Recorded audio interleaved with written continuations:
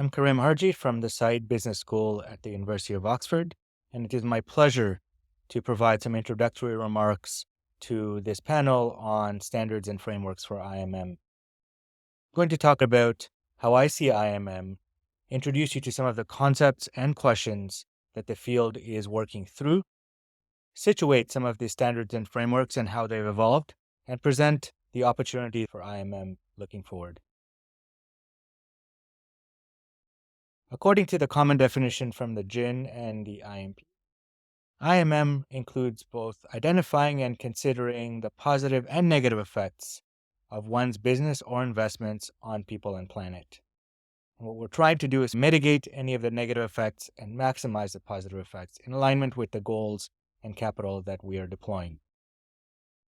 I'll talk a bit more about some of the trends, but what we're seeing is greater demand for clarity of impact goals as well as data. Many more approaches and tools and frameworks, and there's increasing interoperability between them. Unsurprising, there are different stakeholders with multiple objectives and different use cases for IMM. One of the things that distinguishes IMM is the concept of impact management.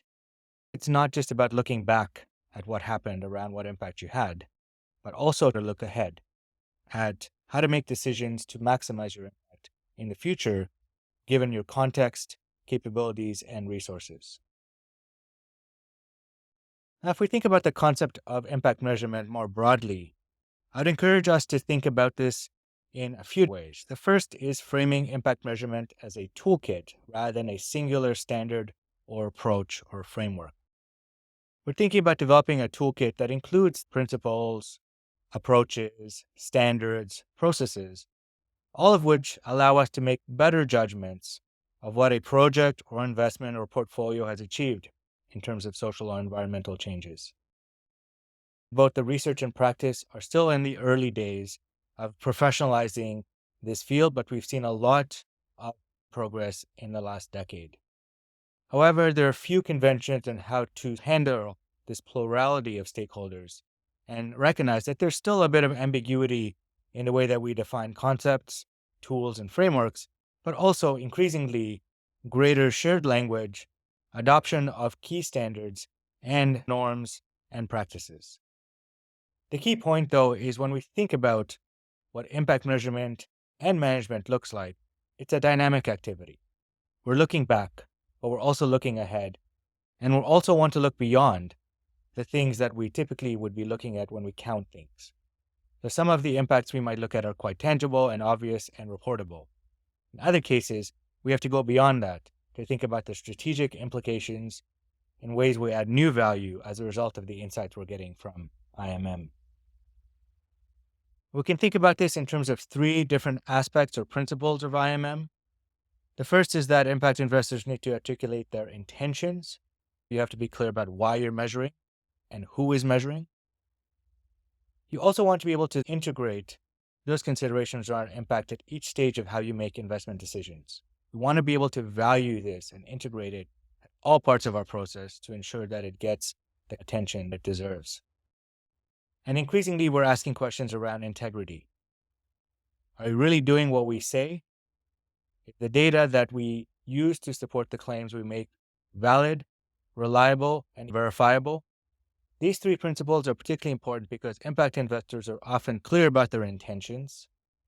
They're getting better at integrating impact considerations at all stages of the impact process. Now they're being held to account around impact integrity to ensure that the claims that they're making are backed up by the right kinds of evidence, data, and transparency. Over the last decade, we've seen a lot of movement and shifts in IMM, and the GIN has recently put out a summary of some of these trends that are presented here. The first is that we can see that investors tend to rely on the scale of the problem and the broad issue areas when defining impact priorities, while investee objectives and data play a greater role when investors set specific targets. Now, we see this when impact investors have broad theories of change that are often related to sectors or thematic issues. However, when it comes down to transaction level, we're often quite specific around what we expect in terms of data, reporting, and disclosure. On the standards front, we've seen a lot more shift towards using common frameworks and standards. These include the Sustainable Development Goals for overall strategy and direction, IRIS Plus metrics and indicators for specific measurement and management objectives, and IMP as the language being adopted around IMM. We also see that IMM is being increasingly valued by investors, both in terms of the attention and the skills that are being directed towards it.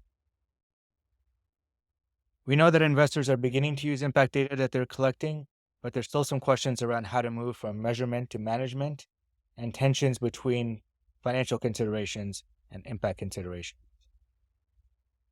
One of the notable gaps, according to this research, is that impact investors don't typically engage with end stakeholders, but may have conversations with investees on a variety of different things, including impact performance. And we're beginning to see some shifts towards using verification around impact practice, much less so around performance.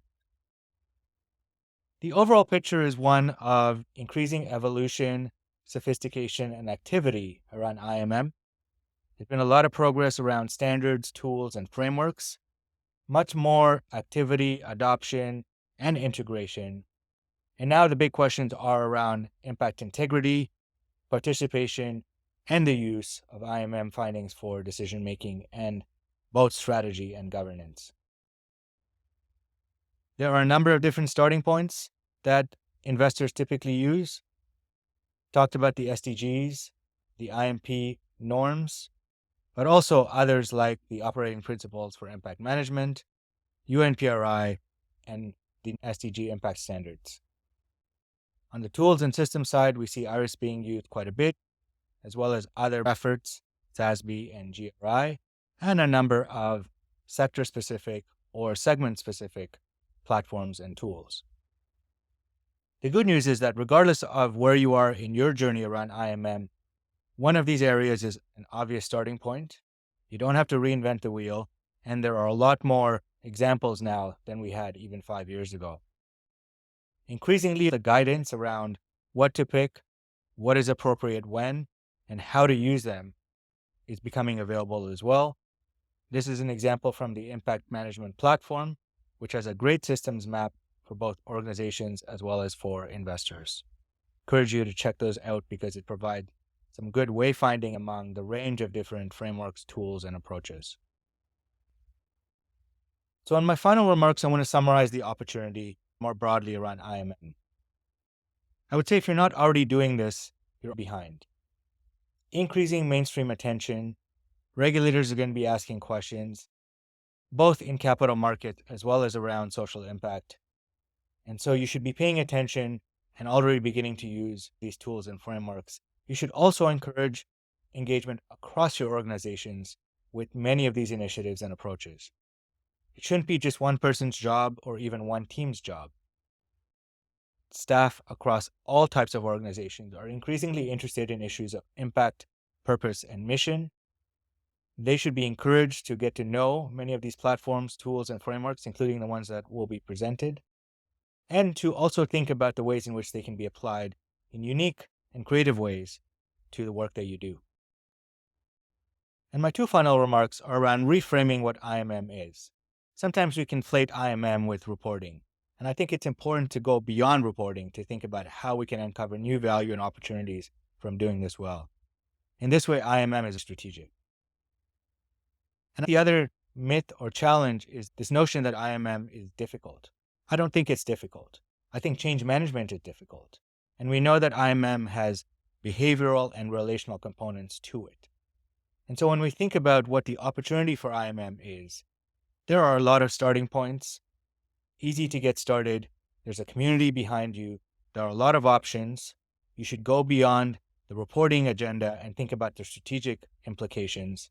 But equally, you should consider this as a change management exercise where you have the opportunity to uncover new value, new insights, and to get even better around how you link all parts of your organization in service of greater impact for people and planet. Thank you.